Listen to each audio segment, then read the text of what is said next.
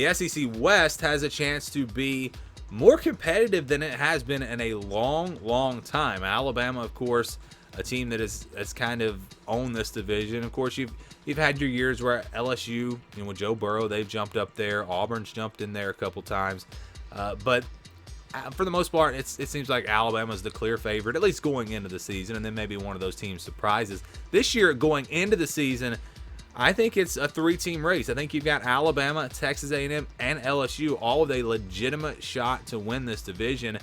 We're going to go through and show you how I think it's going to play out, but I think it's going to be a fun division. I think the West will be more competitive this year.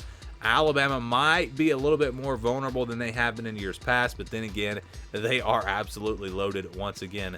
But at the bottom of this division, I've got Mississippi State. I think Mississippi State finishes 3-5 in the conference, 6-6 overall. Last year had their good moments, had their bad moments. I just still don't know if I'm sold on Mike Leach, and I'm not sold on the air raid working in the SEC. If it's going to work, I think it might take another year or two to really, and they had some success last year, don't get me wrong, but at the end of the day, they lost a lot of games, and I think that's going to happen again this year. I think they do get to a bowl game, but I've got them finishing 3-5 in the conference. When you look at the schedule for Mississippi State, you got NC State in the non-conference. That's the game I have them losing. They also play Memphis on the road, so I think they split those two games, and then I think their other losses come to LSU, Texas A&M, Alabama, Arkansas, and Auburn. They play both of them on the road. But I do have them beating Vanderbilt, Kentucky, and I even have them beating Ole Miss in the Egg Bowl. They get them at home. It's a rivalry. You never know what's going to happen there, of course. But I've got Mississippi State finishing at the bottom. I think we even actually had a three-way tie here. So Auburn, Mississippi State, and then the team ahead of Auburn, which I'll show you in just a second. All finishing 3-5. I've got Auburn at 3-5 as well, 6-6 in the conference, or 6-6 overall, I should say. I don't feel confident about this pick. Let's just be honest here. I don't know what we're going to get from Auburn. If you follow me, if you follow my channel, I am an Auburn fan, although I stay neutral and everything. And since I've been doing it for, 5 or 6 years, I've correctly picked Auburn's record every year except for one. So I usually have a good handle on this team. I usually know what to expect from Auburn. But this year, I have no idea. New coaching staff. Bo Nix has been so inconsistent. They've got some solid pieces on defense. I mean, there are pieces there for this Auburn team to make a run at a 9-3, 10-2 type season. I mean, they have that kind of talent if it all comes together. But on the other hand, their schedule is brutal, and 6-6, they might not even get to 6-6. New coaching staff. How does everyone, how does that all work? It's just very tough to predict. But I've got Auburn here at 6-6, 3-5 in the SEC. Now, I do have them beating Mississippi State, so they're ranked ahead of them. But I have them losing to Arkansas. I have Arkansas ahead of them, so Arkansas gets the tiebreaker here. Also finishing 3-5 in the SEC, 6-6 overall. This is a team that, lost some close games last year, and you look at what they have coming back. It really comes down to the quarterback spot. KJ Jefferson, how good is he going to be? If he is as good, they're going to have a chance to have a really good year.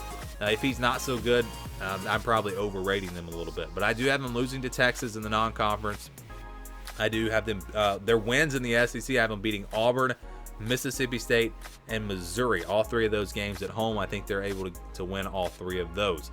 Let's go to number 4 now. That is going to be Ole Miss. Ole Miss I have finishing 4-4 in the SEC, 8-4 overall. This is another team that's kind of tough to predict because offensively we know they're going to be really good. On the defensive side, we'll see. But I think that offense is good enough to get them a lot of wins. I really do.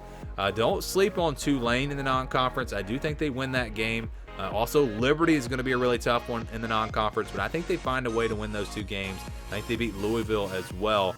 But it wouldn't surprise me if they were to lose one of those 3 games. So 7-5 is definitely realistic for this team. I have them beating Arkansas. I think they go on the road and beat Tennessee. I have them upsetting LSU, and then, of course, Vanderbilt should be a win. So 8-4 for me. Maybe I'm a little bit optimistic on Ole Miss. Maybe they go 7-5. But I'm going to stick with this 8-4 for the Rebels just because of that offense and how explosive I think they're going to be on that side of the ball. Number 3 for me is Texas A&M. We have a tie here at number 2. I've got the Aggies finishing 6-2 in the conference, 10-2 overall. And this might be the worst case scenario, honestly. I've got them losing to Alabama and on the road at LSU.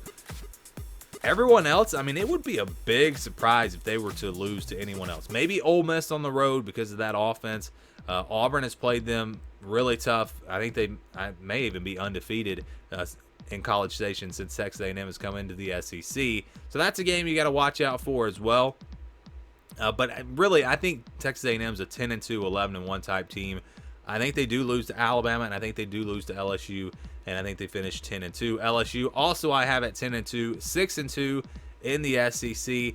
The news about Miles Brennan being injured makes me a little hesitant on this pick. You know, I could see them slipping up, maybe losing a third game somewhere in there. I do think they beat A&M either way, but they could absolutely lose another game. I've got them losing to Ole Miss and Alabama. Perhaps they lose to Florida, maybe even Kentucky on the road. I mean, those are tricky games there. Even UCLA in the non-conference, not an easy win, but I think they find a way to win those games. Max Johnson, I think, proved last year that he can be a starting quarterback for LSU, a good quarterback for them. Is he going to be a Heisman candidate? I'm not saying that, but I think he's good enough. And who knows what's going to happen with Miles Brennan. So I think they get to 10-2, 9-3 possibly. Again, I could see them slipping up somewhere. But the team that I have winning this division is Alabama. I think Alabama gets it done. I think they go 12-0, 8-0 in the conference. I think the schedule sets up pretty well for them. Toughest test is going to be A&M on the road. That will be a very tough one. I think they're just better than Florida, even though that game's on the road. You never know. They get Ole Miss at home. They get LSU at home. The Iron Bowl, how good's Auburn going to be? That could be a tricky game. Then, of course, Miami in the non-conference. But I think they find a way to win all these games because of their defense. Their defense is going to be really good. I think it's going to be a defense like we've seen in the past from some of Alabama's best teams. And on offense, you just look at the strides they've made, the changes they've made. Now they have one of those explosive offenses. It's not just run the football, play good defense. It's play good defense and score a lot of points at Alabama. And because of that, I think with the defense that they have and an offense that can keep up with really anyone, I know there are some question marks, but I think there's enough talent there where I think Alabama is going to go 12-0, and I think Alabama is going to win the SEC West.